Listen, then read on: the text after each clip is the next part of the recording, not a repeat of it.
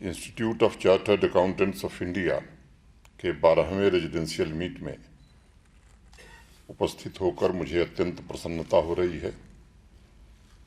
मुझे उम्मीद है देश के अनेक राज्यों से जम्मू कश्मीर आए हमारे सम्मानित अतिथि प्राकृतिक सौंदर्य के साथ यहाँ की वार्म हॉस्पिटैलिटी का भी आनंद जरूर उठा रहे होंगे। लोक सेवा से जुड़े आईसीआई के मेंबर्स के लिए आयोजित की गई यह बैठक नीतियों और गवर्नेंस के लिए एक दूरदर्शी पथ प्रदर्शक के रूप में कार्य करेगी, ऐसा मुझे विश्वास है। जैसा बताया गया मेरे पहले भी 1949 से लगातार देश की बड़ी विशिष्टता के साथ इस संस्था ने सेवा की है और ये भी कहा गया कि अब अमृत काल की यात्रा भी ये संस्था शुरू कर रही है। मुझे भरोसा है कि अगले 25 वर्ष नव भारत के निर्माण में आईसीआई अपनी पूरी क्षमता से योगदान देगा। मैं अपनी बात आगे रखूं उसके पहले एक छोटा सा किस्सा है जो आपसे साझा करना चाहूँगा। 20वीं शताब्दी के शुरुआत में विलियम मोर्स अमेरिकन अकाउंटेंसी एवं ऑडिटिंग के एक बड़े विद्वान माने जाते हैं। उन्होंने एक बार लिखा कि चार्टर्ड अकाउंटेंट दरअसल एक पियानो प्लेयर की तरह होता है। जैसे पियानो प्लेयर की नज़र पहले उसके सामने रखे शार्प और फ्लैट नोट्स पर होती है, फिर उसी समय नोट से वह किस की को प्रेस करना है ये भी देखता है और फिर उसी समय उस की का वैल्यू और कितनी देर तक प्रेस करना है उसका टाइम भी समझता है और ठीक उसी समय वो अपने फिंगर्स की पर ले जाता है और तत्काल उसी समय अपने पैर पियानो के पेडल पर रखता है। इन सारी चीज़ों को ध्यान में रखकर अगर आप पियानो प्लेयर को स्टेज पर देखते हैं तो मुझे लगता है वो इंसान नहीं, एक सुपर ह्यूमन दिखाई पड़ता है। चार्टर्ड अकाउंटेंट भी हूबहू पियानो प्लेयर की तरह एक सुपर ह्यूमन है जो इंटीग्रिटी और तन्मयता से फाइनेंशियल इंफॉर्मेशन, मार्केट डिसिप्लिन और बिजनेस ट्रांजैक्शन में एक ही समय में लय साधकर इकोनॉमिक ग्रोथ को सुनिश्चित करने में सहायता करता है। मैं विलियम मोर्स की बात से सहमत हूँ और आज यहाँ जो सुपर ह्यूमन एकत्रित हैं मैं उनका तहे दिल से स्वागत करता हूँ, अभिनंदन करता हूँ। मेरे भी अनेक साथी हैं जिन्होंने सफल चार्टर्ड अकाउंटेंट के कैरियर के पश्चात सार्वजनिक जीवन में अपने आप को समर्पित किया। अपने चरित्र, गुण, विचार, शक्ति, ईमानदारी एवं कुशलता के अटल आदर्शों द्वारा इस राष्ट्र को जीवंत बनाने में अविस्मरणीय और ठोस योगदान दिया है। अकाउंटिंग सिर्फ बैलेंस शीट का मामला नहीं है। गवर्नेंस में पर्दे के पीछे बैठे चार्टर्ड अकाउंटेंट के साथ डेवलपमेंट प्रोजेक्ट, रोजगार, ग्रामीण विकास, कुटीर उद्योग, देश की सुरक्षा तथा आर्थिक प्रगति के पथ पर सामाजिक एवं आर्थिक आदर्श भी जुड़े हुए हैं। विलियम मोर्स से थोड़ा अलग हटकर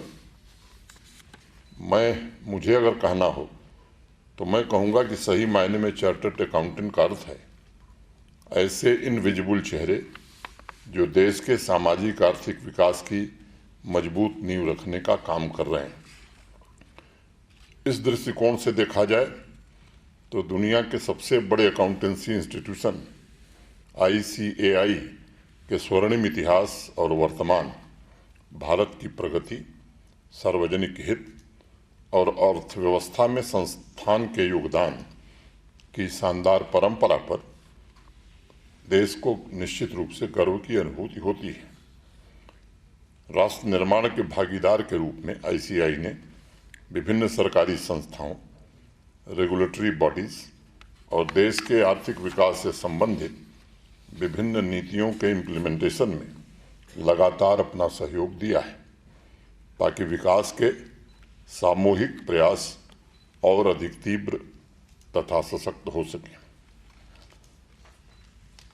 अभी मेरे पूर्व भी कई साथियों ने बताया, देश के सम्माननीय प्रधानमंत्री जी के नेतृत्व में हमारा देश दुनिया की 5वीं सबसे बड़ी आर्थिक ताकत बनकर उभरा है। मैं समझता हूं कि आर्थिक शक्ति समाज के सभी वर्गों में पैदा हुए नए संकल्प हर एक सेक्टर की विकास की नई राह पर ले जाने के लिए आतुर दिखाई पड़ रहा है। चाहे जीएसटी कलेक्शन हो, फॉरेन एक्सचेंज रिजर्व हो, मर्चेंडाइज एवं सर्विस एक्सपोर्ट हो, प्राइवेट इक्विटी हो, वेंचर कैपिटल इन्वेस्टमेंट हो, डोमेस्टिक इन्वेस्टमेंट हो, या आत्मनिर्भर भारत की स्कीम्स में आई नई गति हो, इंफ्रास्ट्रक्चर डेवलपमेंट के प्रोजेक्ट्स हों, सभी क्षेत्रों में विकास की नई परिभाषा और संस्कृति ने जन्म लिया है। और मुझे लगता है कि केवल देश का राजनीतिक संस्कार नहीं बदला है, बल्कि कार्य संस्कृति में भी बड़ा बदलाव देश ने महसूस किया है। ग्रामीण अर्थव्यवस्था को भी कैसे सशक्त बनाया जाए, ग्रामीण क्षेत्रों से पलायन न हो, इसके लिए भी अनेक महत्वपूर्ण कदम उठाए गए हैं ताकि गांवों को सशक्त बनाया जाए, गांव में रहने वाले लोगों को उनकी क्षमता से अवगत कराया जाए। और मैं जिम्मेदारी से बात कहना चाहूँगा कि पिछले 9 वर्षों में प्राइवेट और पब्लिक दोनों सेक्टर में एक नई सोच पैदा हुई है। ठोस आर्थिक नीतियों की वजह से विश्व की बड़ी बड़ी संस्थाओं और कंपनियों ने हमारे देश के सामर्थ्य में भरोसा जताया है। मुझे प्रसन्नता है कि आईसीएआई विकास के इन सभी अभियानों में बढ़ चढ़ करके हिस्सा ले रहा है और आईसीएआई ने सिर्फ चार्टर्ड अकाउंटेंसी संस्थानों के बीच में ही अपनी जगह नहीं बनाई है, बल्कि ग्लोबलाइजेशन, बिजनेस तथा ट्रेड की चुनौतियों, उथल पुथल, कंपटीशन के बीच ग्लोबल स्टैंडर्ड, नित नए बदल रहे आधुनिक मानक, नए बेंचमार्क भी स्थापित किए हैं। मैं मानता हूं कि आज सिर्फ फाइनेंशियल मार्केट की विश्वसनीयता, डिसिप्लिन बरकरार रखने, इन्वेस्टर शेयर होल्डर का आत्मविश्वास बनाए रखने और सही इंफॉर्मेशन प्रोवाइड करने तक ही आपका रोल सीमित नहीं है, बल्कि समावेशी विकास, इंक्लूसिव डेवलपमेंट में भी आप सब योगदान दे रहे हैं। सामाजिक आर्थिक विकास की कतार में खड़े आखिरी व्यक्ति तक नए आर्थिक अवसरों का पूर्ण लाभ सुनिश्चित करने के लिए ये अत्यंत आवश्यक भी है। विभिन्न विकास कार्यक्रमों पर हो रहे खर्च सरकारी खजाने के एक एक पाई की जरूरतमंद लोगों तक पहुंच हो। किसी भी योजना और उसके खर्चे का मूल्यांकन इस कसौटी पर होना चाहिए कि उससे आम लोगों के जीवन में कितना बदलाव आया। मैं 7 अगस्त 2020 को यहाँ आया था। आने के 3-4 दिन बाद ही मध्य प्रदेश के पूर्व मुख्यमंत्री, कांग्रेस के वरिष्ठ नेता श्री दिग्विजय सिंह जी का फोन आया। उन्होंने कहा, साहब एक हमारे परिचित हैं, उन्होंने 4 वर्ष पहले कोई काम किया था कश्मीर में, उनका भुगतान नहीं हो रहा है, जरा देख लीजिए। सामान्य रूप से मेरे कल्पना में भी नहीं था। मैंने उस समय के हमारे चीफ सेक्रेटरी जो थे उनको कह दिया। फिर इस तरह के कई फोन आने लगे। अब सबका नाम बताना आवश्यक नहीं है। तो एक व्यवस्था थी कि बिना किसी administrative approval, financial sanction, tender के ही काम सामान्यतया अधिकांश यहाँ होते थे। और जो भरोसा था लोगों का, देश के दूसरे हिस्से के लोग जो यहाँ आकर के काम करते थे, उनके मन में एक बात बैठ गई थी कि यहाँ काम करने का मतलब पैसे को डुबा देना। इस तरह की एक स्थिति बन गई थी। एक छोटा उदाहरण मैं देना चाहूँगा। बीम्स एम्पावरमेंट आते ही 3 महीने बाद यहाँ लागू किया गया और मैं मानता हूँ कि आम आदमी के जीवन में उसके कारण बड़ा परिवर्तन आया है। और मैं अगर कहूँ कि जम्मू कश्मीर देश के अग्रणी, पारदर्शी और जवाबदेह व्यवस्था लागू करने वाला यूटी बन गया है, तो शायद ये कोई अतिशयोक्ति नहीं होगी। 2019-20 में करीब 67,000 करोड़ रुपए यूटी कैपेक्स में खर्च करके 9,229 प्रोजेक्ट यहाँ पूरे हुए थे। लगभग उतने ही पैसे में 7 गुना 8 गुना प्रोजेक्ट पूरे होने लगे। और अभी लास्ट जो फाइनेंशियल ईयर बीता है, इसमें हमने 92,560 प्रोजेक्ट पूरे किए हैं।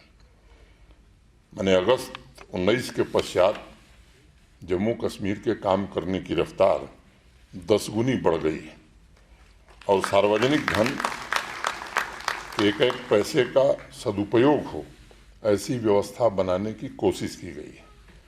लोगों का जीवन स्तर कैसे बेहतर बनाया जाए, जो लंबे समय का जर्जर इंफ्रास्ट्रक्चर था उसे कैसे ठीक किया जाए।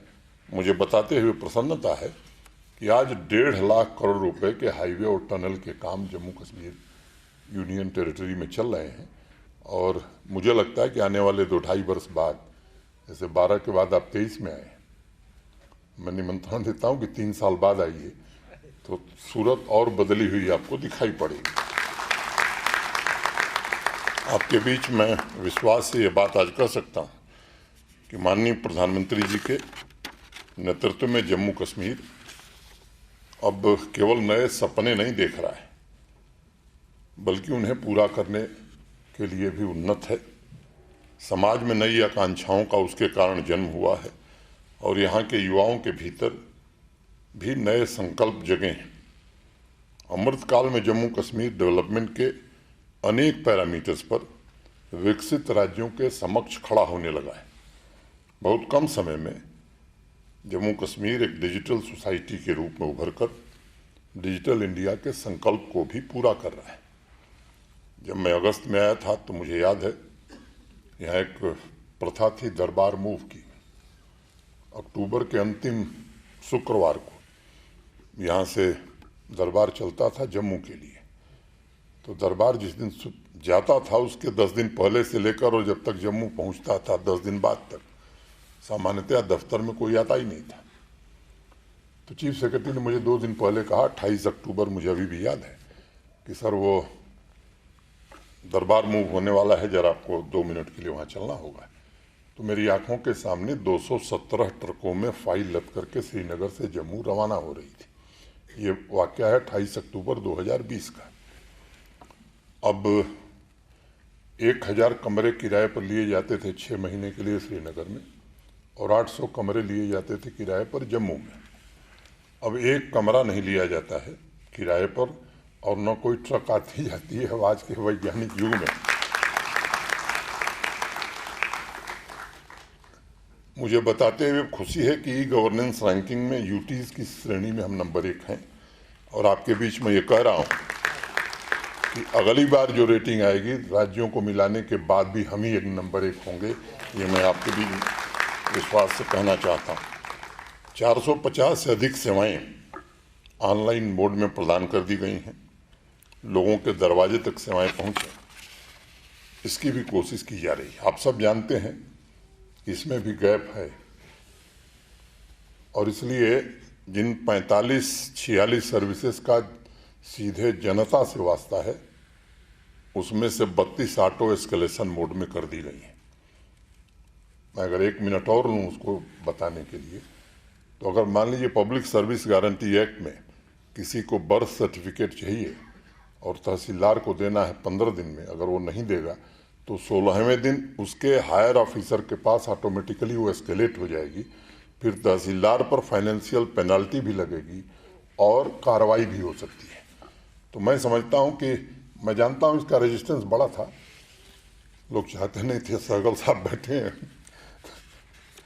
तो लोग चाहते नहीं थे, लेकिन मैं समझता हूँ कि इसके अलावा कोई विकल्प नहीं है कि कॉमन मैन के दरवाजे तक सर्विसेज पहुँच जाएंगे।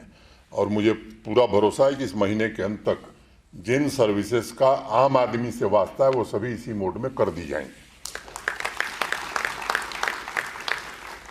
और मुझे ये भी बताते हुए खुशी है कि रैपिड असेसमेंट सिस्टम हमने लागू किया हुआ है और हमारी ऑनलाइन सर्विसेज की जो अप्रूवल रेटिंग है वो 90% से ज़्यादा है आज की तारीख में। एक बड़ी दिक्कत हमारे यहाँ थी लैंड रिकॉर्ड की, फारसी में थे और 200 लोग थे जो उसको जानते थे, और मैं ठेठ भाषा में उसे इस तरह कहता हूँ कि यहाँ का पटवारी कलेक्टर से ज़्यादा ताकतवर था, किसी की बात ही नहीं सुनता था। अब वो पूरी तरह से डिजिटाइज कर दिए गए, हिंदी, इंग्लिश और उर्दू 3 भाषाओं में सबके पासबुक उपलब्ध करा दिए गए। मुझे एक घटना याद, मैं कई बार कहता हूँ कि अगर महाभारत काल में भी लैंड का डिजिटाइजेशन हो गया होता, लैंड रिकॉर्ड दुरुस्त रहते, तो 5 गांव का ही मसला था, इतना बड़ा युद्ध हुआ नहीं होता। एक श्रीलाल शुक्ल हिंदी के बड़े साहित्यकार हुए, उनका एक उनकी प्रसिद्ध किताब है राग दरबारी। उसमें एक पात्र है, उसका नाम है लंगड़। तो उसका एक ही पैर खराब था, उसको लैंड रिकॉर्ड चाहिए था, रायबरेली जिले का ही रहने वाला था, लखनऊ के बगल में। इतना दौड़ा कि लगा कि दूसरा पैर भी खराब हो जाएगा, तो उसने जाना छोड़ दिया। तो लैंड रिकॉर्ड के कारण ये परेशानी सामान्य आदमी को रही है। पब्लिक सर्विस डिलीवरी वह आधार है जिसके माध्यम से समाज के कमजोर वर्ग या अंतिम छोर पर रहने वाले वर्ग को राष्ट्रीय उद्देश्यों में शामिल होने के लिए ताकतवर बनाया जा सकता है। और हमारे प्रशासन का यह लक्ष्य भी है और इसे ध्यान में रखते हुए शिद्दत से काम करने की कोशिश की जा रही है। न्याय, जवाबदेही, निष्पक्षता और पारदर्शिता यही शासन की आधारशिला होनी चाहिए और एडमिनिस्ट्रेशन का एजेंडा भी यही होना चाहिए। राष्ट्र के निर्माण में हर एक नागरिक शामिल हो, राष्ट्रीय विकास का लाभ हर एक नागरिक तक पहुंचे। अभी G20 का जिक्र आपने किया, टूरिज्म वर्किंग ग्रुप की 3री बैठक यहाँ भी आयोजित की गई थी। देश और दुनिया में अनेक प्रकार के संदेह थे। मुख्य बैठक नहीं थी, लेकिन मुख्य बैठक जो गोवा में होगी उससे ज़्यादा चर्चा श्रीनगर के बैठक की हो गई। और मैं कह सकता हूँ कि पूरी दुनिया ने जम्मू कश्मीर के नैसर्गिक सौंदर्य, गौरवपूर्ण इतिहास, संस्कृति, परंपरा को ही केवल नहीं देखा, बल्कि 2019 के बाद 4 वर्षों में हुए त्वरित और समग्र विकास को भी देखा भी, स्वीकार भी किया और अपने अपने देशों में जाकर के कई ने लेख भी लिखे। ये सच है कि जम्मू कश्मीर के इतिहास का ये पहला और सबसे बड़ा ग्लोबल इवेंट था, जिससे समाज में एक नई चेतना का जन्म हुआ है। आम नागरिकों में भी एक नया आत्मविश्वास पैदा हुआ है। वह भारतवर्ष के सामाजिक, आर्थिक और सांस्कृतिक विकास में योगदान देने की अपार क्षमता भी रखता है। 19 के पहले आप सब बाहर से आए हैं, कभी ये टेररिस्ट हॉट स्पॉट हुआ करता था, अब टूरिज्म और तरक्की का हॉट स्पॉट बनता जा रहा है। कुछ जिले ऐसे हैं जिनको दूसरे कारणों से आप जानते थे, पुलवामा, शोपियां। पिछले बार 10-10 हज़ार नौजवान वहाँ तिरंगा लेकर भारत माता की जय के नारे लगा रहे थे। ये दृश्य पिछले 2-3 सालों में देखा। और 1,88,00,000 टूरिस्ट पिछले वर्ष जम्मू कश्मीर में आया है। और मैं आश्वस्त हूँ कि इस बार ये संख्या 2 करोड़ नहीं, 2.25 करोड़ से ज़्यादा बढ़ने वाली। मैं जानता हूँ कि हमारे पास कमरों की कमी है, उस पर भी हम काम कर रहे हैं। समय नहीं है कि मैं इस पर विस्तार से बताऊं, लेकिन 2 साल में देश के किसी भी शहर से बेहतर सुविधाएं यहाँ रहें, इसकी कोशिश हम कर रहे हैं। 150 दिन हड़ताल के होते थे। 1 जनवरी को हमारा जो पड़ोसी है वो हड़ताल का कैलेंडर जारी करता था। अब एक दिन भी न स्कूल बंद होता है। पत्थरबाजी अब इतिहास की घटना हो गई। 365 दिन भी जनजीवन अब सामान्य रहता है। बिजनेस और विद्यालय और महाविद्यालय और विश्वविद्यालय सुचारू रूप से चलते हैं। और एक दूसरी बात मैं कहना चाहता हूं कि 500 से ज़्यादा नए एंटरप्रेन्योर्स रोज अपने दिन की शुरुआत यहाँ कर रहे हैं। प्रतिदिन अनेक लोग हैरान होते हैं कि कोरोना काल में जब अनेक राज्यों की अर्थव्यवस्था में गिरावट दर्ज की गई थी, तब जम्मू कश्मीर उस समय भी ग्रो कर रहा था। अगर इंडस्ट्रियलाइजेशन की बात मैं करूं तो ये सच है कि आज़ादी के बाद से लेकर के और 2020 तक कुल 14,000 करोड़ का प्राइवेट इन्वेस्टमेंट यहाँ आया था। आज हमारे पास जो प्रस्ताव हैं वो 76,000 करोड़ से ज़्यादा के हैं। 38,000 करोड़ की ग्राउंड ब्रेकिंग हो चुकी है। आज की तारीख में 25,000 करोड़ से ज़्यादा के काम चल रहे हैं। 19 इंडस्ट्रियल इस्टेट का निर्माण तेज गति से हम कर रहे हैं। ज़मीन की कमी हमारे पास है, ये सच्चाई है, लेकिन उससे भी हम बाहर निकल जाएंगे। और आंध्र प्रदेश के बाद जम्मू कश्मीर शायद पहला यूटी होगा या राज्य होगा जिसने विमेन इंडस्ट्रियल इस्टेट भी स्थापित किया है। इसी साल मार्च में जम्मू कश्मीर में अब एफडीआई भी आने लगा है। ईमार ग्रुप ने यहाँ 10 लाख स्क्वायर फुट का एक मॉल यहीं श्रीनगर में उसने काम शुरू किया है, और एक आईटी टावर श्रीनगर में और एक आईटी टावर जम्मू में बनाने का काम वो कर रहा है। मैं एग्रीकल्चर की चर्चा बस 2 मिनट में करूंगा। मोटे तौर पर यहाँ की 70% आबादी एग्रीकल्चर और एलाइड एक्टिविटी से जुड़ी हुई है। 13 लाख परिवार हैं जो एग्रीकल्चर और एलाइड एक्टिविटी से जुड़े हैं। अभी जो हमारा कंट्रीब्यूशन है यहाँ की जीडीपी को करीब 37,000 करोड़ रुपए का है। एप्पल हो, वॉलनट हो, चेरी हो, आलमंड हो, सैफरन हो, अनेक ऐसी नीश क्रॉप्स हम पैदा करते हैं जो देश के दूसरे हिस्से में नहीं पैदा होती हैं। देश के अनेक जाने माने कृषि वैज्ञानिकों की सलाह से पिछले वर्ष हमने एक होलिस्टिक एग्रीकल्चर डेवलपमेंट प्लान बनाया। उसमें 29 प्रोजेक्ट उन लोगों ने रिकमेंड किए, और जब कमेटी प्रेजेंटेशन कर रही थी तो उसमें एक सज्जन हैं जो आईसीआर के डायरेक्टर जनरल हुआ करते थे, कभी बिहार में योजना आयोग के उपाध्यक्ष थे। तो उन्होंने कहा कि साहब मैंने बिहार के लिए भी ऐसी ही एक योजना बनाई थी, और उस समय के मुख्यमंत्री जी ने मुझे कहा कि साहब बाकी जो कहिए वो दे देंगे, पैसा हम नहीं दे पाएंगे। मैंने कहा नहीं, मैं दूसरी बात कर रहा हूँ कि आपको जितना पैसा चाहिए उसमें 1 पैसे की कमी हम नहीं करने वाले हैं, बाकी काम अगर रोकना पड़ेगा तो रोकेंगे। तो वो बात यहाँ हो गई है, और मैं ऐसा मानता हूँ कि 5 साल में ये प्रोजेक्ट हम ज़मीन पर उतार लेंगे। जितने हमारे एग्रीकल्चर और लाइन डिपार्टमेंट के ऑफिसर्स हैं, 3 महीने की उनकी ट्रेनिंग पूरी हो गई है। हर पंचायत में किसानों की ट्रेनिंग का काम 3 दिन का चल रहा है। 31 अगस्त को वो भी समाप्त हो जाएगा, और अभी तक 65% से ज़्यादा पंचायतों में काम ख़त्म कर चुके हैं। मैं एक छोटी घटना बताता हूँ। मेरे ऑफिस में एक डिप्टी सेक्रेटरी काम करता है, उसकी वाइफ एग्रीकल्चर डिपार्टमेंट में काम करती है। तो मुझसे नहीं, अपने सहयोगियों से उसने एक दिन कहा कि पता नहीं एग्रीकल्चर वाले क्या कर दिए कि जब मैं घर पहुँचता हूँ तो मेरी बीवी 29 प्रोजेक्ट से ये हो जाएगा, केवल हमको ज्ञान ही दे रही। और जो 29 ये प्रोजेक्ट है सब एक दूसरे से इंटरलिंक्ड है, उससे केवल एक लाभ नहीं होने वाला। जैसे कश्मीर वैली की अगर मैं बात करूं तो यहाँ केवल पैडी की खेती होती थी। इस बार अगर आप थोड़ा पहले आए होते तो एक तरह से येलो रेवोल्यूशन हो गया था। जो खेती का रकबा है 30% बढ़ा करके हमने सरसों का प्लांटेशन व्यापक तौर पर किया। अब ये ठीक है कि उससे ऑयल डेफिसिट हमारी कम होगी, लेकिन उसके 2 और लाभ हैं जो सामान्य रूप से लोग नहीं समझते। फॉडर की भी डेफिसिट है हमारी। 29 प्रोजेक्ट में एक प्रोजेक्ट ये भी है कि यहाँ फॉडर की कमी न रहे। तो अब सरसों से, मस्टर्ड से 40% ही ऑयल निकलता है, थोड़ा कम ही निकलता है।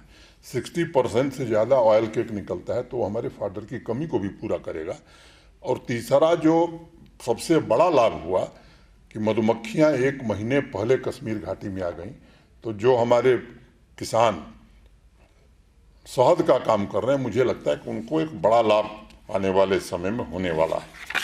और अनेक क्षेत्रों में, टूरिज्म हो, हॉस्पिटलिटी हो, हॉर्टिकल्चर हो, एग्रो एंड फूड प्रोसेसिंग हो, manufacturing, IT, IT enabled services, cinema का दौर भी अब आ गया है। 300 से ज़्यादा फिल्मों की शूटिंग पिछले साल हुई है। हेल्थ केयर, फार्मा, एजुकेशन, अनेक क्षेत्रों में इंडस्ट्री भी आ रही है। मित्रों, मैं कुछ तथ्य बताना चाहूँगा आपको। ईज ऑफ लिविंग में जम्मू कश्मीर टॉप परफॉर्मर की लिस्ट में है। स्वामित्व स्कीम में जम्मू कश्मीर देश का पहला यूटी है जिसने प्रॉपर्टी कार्ड डिस्ट्रीब्यूशन शुरू नहीं किया है, आधे से ज़्यादा खत्म कर दिया है और सबसे पहले हम पूरा करेंगे। सस्टेनेबल डेवलपमेंट गोल्स के अचीवमेंट में Jammu Kashmir front runner category में है। District good governance, panchayat development index, aspirational block, aspirational panchayat जैसे गुड गवर्नेंस इनिशिएटिव तथा प्रोग्राम इम्प्लीमेंटेशन कार्यक्रम शुरू करने में हम देश में नंबर 1 हैं। हेल्थ के जो 10 पैरामीटर्स हैं, नेशनल एवरेज से काफ़ी आगे हम हैं। यह नए एस्पिरेशनल जम्मू कश्मीर की तस्वीर है जो समावेशी विकास को नया आकार दे रही है। आज जम्मू कश्मीर नए संकल्प के साथ आगे बढ़ रहा है, तो मैं मानता हूँ कि उसमें समाज के सभी प्रोफेशनल्स तथा विशेष रूप से ICAI के मित्रगण सोशल ट्रांसफॉर्मेशन में अपनी महत्वपूर्ण भूमिका निभा रहे हैं और आगे भी निभाएंगे। मैं ICAI के मेंबर्स, सभी चार्टर्ड अकाउंटेंट्स, ऑडिटर्स को मात्र सार्वजनिक क्षेत्र का सर्विस प्रोवाइडर नहीं मानता हूं, बल्कि सार्वजनिक क्षेत्र में परिवर्तन का भी एक बड़ा कारक मानता हूं। आज जबकि पब्लिक और प्राइवेट सेक्टर बदलाव के दौर से गुजर रहे हैं और आर्टिफिशियल इंटेलिजेंस जैसे टूल्स बिजनेस के इकोसिस्टम को परिवर्तित कर रहे हैं, मैं आपसे निवेदन करूंगा कि बेहतर मॉनिटरिंग, अर्ली वार्निंग सिस्टम की एक ऐसी व्यवस्था हम बनाएं ताकि समाज कल्याण, समावेशी विकास, सर्विस डिलीवरी की सीमलेस और लीक प्रूफ व्यवस्था सुनिश्चित की जा सके और सबसे बड़ी बात, वेस्टफुल एक्सपेंडिचर को पूरी तरह से समाप्त किया जा सके। आपका योगदान बेहतर प्रशासनिक निर्णय और बेहतर नीतियों के निर्माण में भी सहायक होगा। जमीन की बात कही गई है, मैं अभी परसों था एक कार्यक्रम में जम्मू, तो आपकी ज़मीन चिन्हित हो गई है। मैं समझता हूं कि इसी महीने में वो प्रस्ताव आ जाएगा और वो ज़मीन आप इंस्टीट्यूट के लिए मिल जाएगी। मैं एक बार पुनः राष्ट्र निर्माण में आपके सामर्थ्य और योगदान की सराहना करता हूं। आप सबके प्रति हृदय से कृतज्ञता ज्ञापित करता हूं और अंत में 2 पंक्तियां कह के अपनी बात खत्म करूंगा। कुछ लोग तुम्हें समझाएंगे, वो तुमको खौफ दिलाएंगे। कुछ लोग तुम्हें समझाएंगे, वो तुमको खौफ दिलाएंगे। जो है वो भी खो सकता है, कुछ और यहाँ हो सकता है। जो है वो भी खो सकता है, कुछ और यहाँ हो सकता है। इस राह में रहजन है, रहजन माने हाईवे रॉबर, डाकू। इस राह में रहजन है इतने, अरे कुछ और तो अक्सर होता है। पर तुम जिस लम्हे में जिंदा हो वो लम्हा तुमसे, पर तुम जिस लम्हे में जिंदा हो वो लम्हा तुमसे जिंदा है। ये वक्त नहीं फिर आएगा, तुम अपनी करनी कर गुजरो। जो होगा देखा जाएगा, जो होगा देखा जाएगा। बहुत बहुत धन्यवाद।